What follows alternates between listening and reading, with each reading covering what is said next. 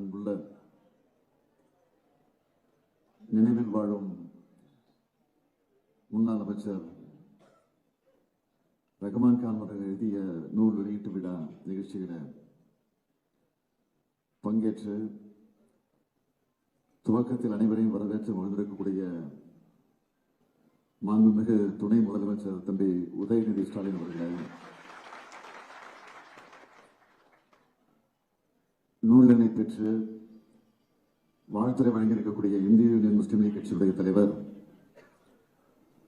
அண்மையில தகைசால் தமிழர் என்ற விருதினை பெற்றுள்ள பேராசிரியர் ஐயா காதர் மொய்தீன் அவர்களே, முன்னாள் உயர்நீதிமன்றத்துடைய நீதியரசர்களே, நாடாளுமன்ற சட்டமன்ற முன்னாள் இன்னாள் உறுப்பினர்களே, தலைமை கழகத்தினுடைய நிர்வாகிகளே,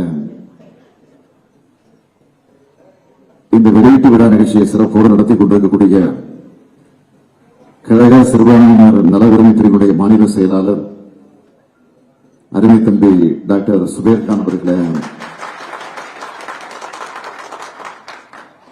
திரு ரியாஸ் கான் உள்ளிட்ட அவருடைய குடும்பத்தை சார்ந்திருக்கக்கூடியவர்களே, பத்திரிகை மற்றும் ஊடகத்துறை சார்ந்த நண்பர்களே, பெரியோர்களே, தாய்மார்களே, என் உயிரோடு கலந்துள்ள தலைவர் கலைஞர் அவர்களின் உயிரினும் உயிரான அன்பு உடன்பிறப்புகளே, உங்கள் அனைவருக்கு அன்பான வணக்கம். தந்தைக்கு புகழ் சேர்க்கக்கூடிய தலைவனாக நம்முடைய அருமை அண்ணன் ரகுமான் கான் அவருடைய நூல் வெளியிட்ட விழாவை அவருடைய பெருமைகளை போற்றக்கூடிய பெருவிழாவாக ஏற்பாடு செய்திருக்கக்கூடிய அருமை தம்பி டாக்டர் சுபேர் கான் அவர்களுக்கு முதல்ல எனது நெஞ்சார்ந்த வாழ்த்துக்களையும் பாராட்டுகளையும் நான் தெரிவித்துக் கொள்கிறேன்.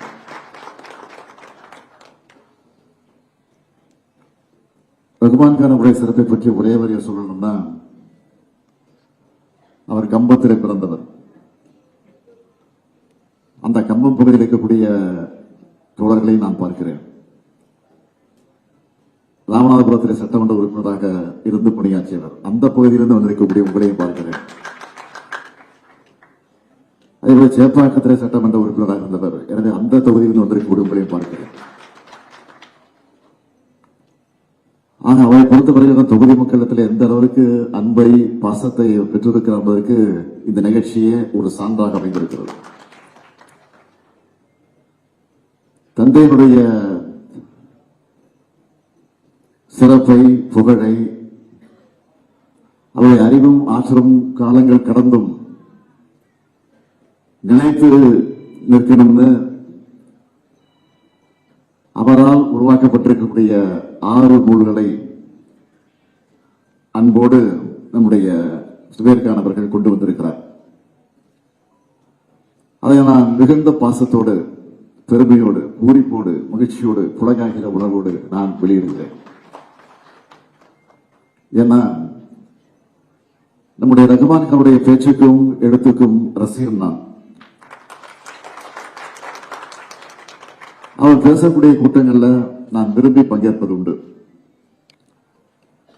என்னை பொறுத்த வரைக்கும் அவர் ஒரு ஸ்டார் பேச்சாளர்.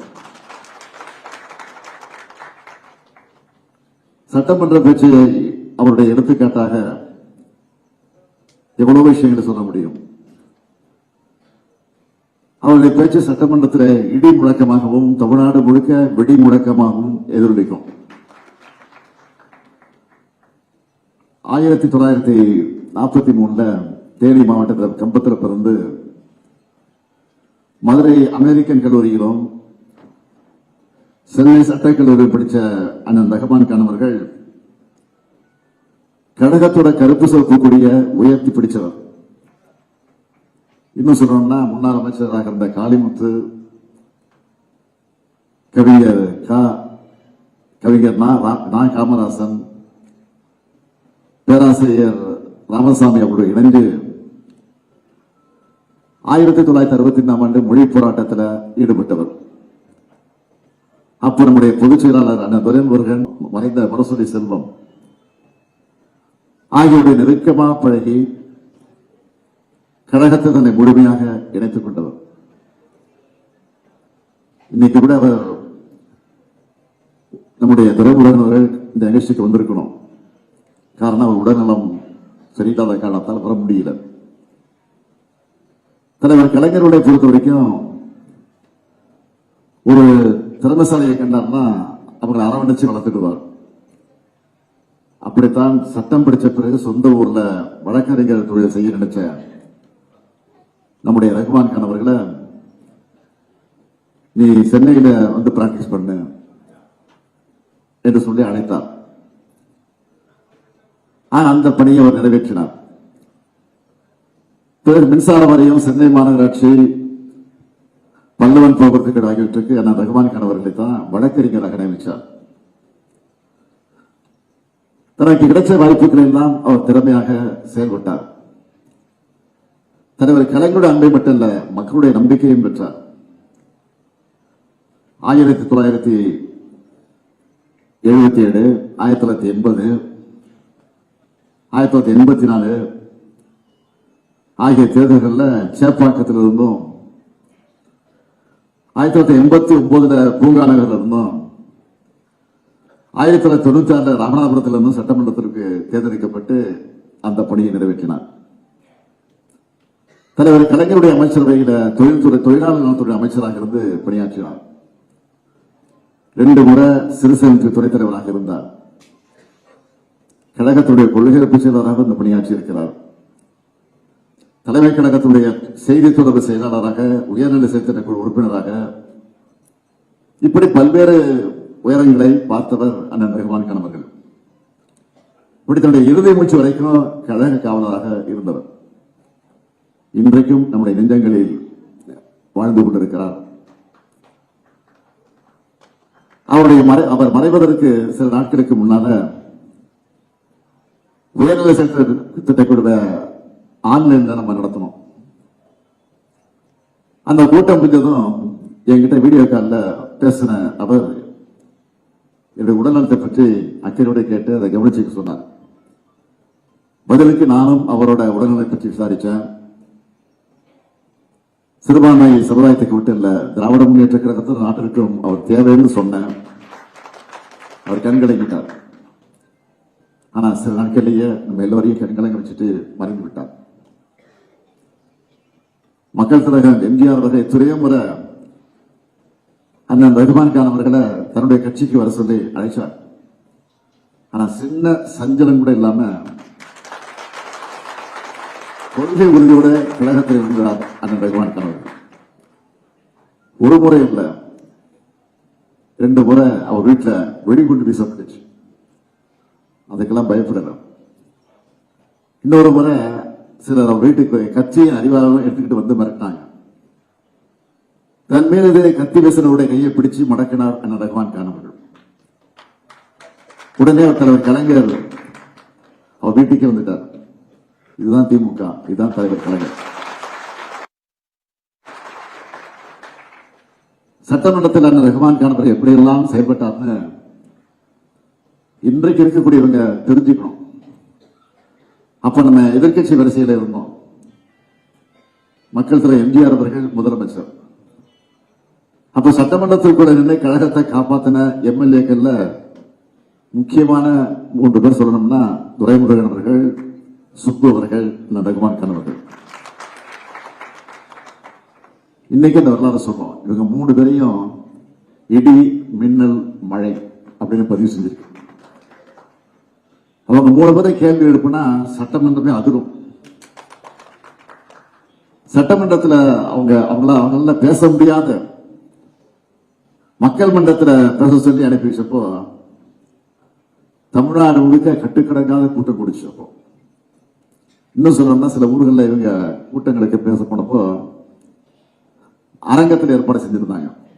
அப்போ மக்கள் காசு கொடுத்து டிக்கெட் வாங்கி இவங்க பேச்ச கேட்டாங்க. நினைச்சு பார்க்கிறாங்க. மாநாடுகளில் பேச ரகுமான் கான் இருந்தாலே கூட்டம் ஆர்ப்பரிக்கும், கைத்தட்டல் விண்ணை முட்டும். அவருடைய நடை உடை கொஞ்சம் வித்தியாசமாக இருக்கும். நீ பார்க்கலாம், நடையே கொஞ்சம் அப்படியே பிரிச்சு நடப்பாரு. அந்த சுருமுடியை பார்த்தீங்கன்னா எடுத்து சுருட்டி விடுவார் முன்னாடி. தலையை சீவிடுவார் 5 நிமிஷத்துல. ஆனா சுருட்டத்துக்கு 10 நிமிஷம் ஆகும். அதை மட்டும் நானே பார்த்துருக்கிறேன். அதை பத்தி கலைஞர் ஒருவர் சொன்னார், சட்டமன்றத்தில் உன் உடலாட தலையாட தலைவரோட சுருள் முடியாட அக்காட்சி கண்டு ஆளும் அரசு ஆடியதுன்னு தலைவர் கலைஞர் அவர்கள் பாராட்டினார். அந்த அளவுக்கு அவருடைய பேச்சு, அவருடைய ஹேர் ஸ்டைல் எல்லாம் ஃபேமஸ். அப்போ அதிமுக ஒரு விஷயத்தில் இரட்டை நிலைப்பாடு எடுத்துச்சு. எப்பவுமே அதிமுக இரட்டை நிலைப்பாடு என்பது சாதாரணம் தான். இதை பத்தி சட்டமன்றத்தில் பேசின ரஹ்மான் கான் அவர்கள் என்ன சொன்னார்னா, சின்னமோ இரட்டை இல்லை, அதனால இரட்டை போக்குன்னு டபார்னு சொன்னார். இதற்கு யாராலையும் பதில் சொல்ல முடியல. பல விவாதமுடைய மைய பொருளாக இருந்தவர் அண்ணன் ரஹ்மான் கான் அவர்கள். நேற்று நாடாளுமன்றத்தில் நாட்டை சர்வாதிகாரத்தை நோக்கி நகர்த்த புலனாய்வு அமைப்புகளை வச்சு தங்களுக்கு எதிரான பதவி நீக்கம் செய்ய ஒரு கருப்பு சட்டத்தை கொண்டு வந்திருக்கிறார் மாண்புமிகு ஒன்றிய அமைச்சர், ஒன்றிய உள்துறை அமைச்சர் அவர்கள். இதுக்கு முன்னாடி குடியுரிமை திருத்த சட்டம், வகுப்பு திருத்த சட்டம் என சிறுபான்மை மக்களுக்கு எதிரான பல்வேறு சட்டங்கள் எல்லாம் கொண்டு வந்தாங்க. அப்போதெல்லாம் அந்த சட்டங்களை திராவிட முன்னேற்ற கழகத்தை சார்பில் எப்படி கடுமையாக எதிர்த்தோமோ அதே மாதிரி இந்த கருப்பு சட்டத்தையும் எதிர்ப்போம். இதையெல்லாம் ஏன் செய்யறாங்க? மக்கள் பிரச்சனைகளிலிருந்து திசை திருப்பு செய்யறாங்க.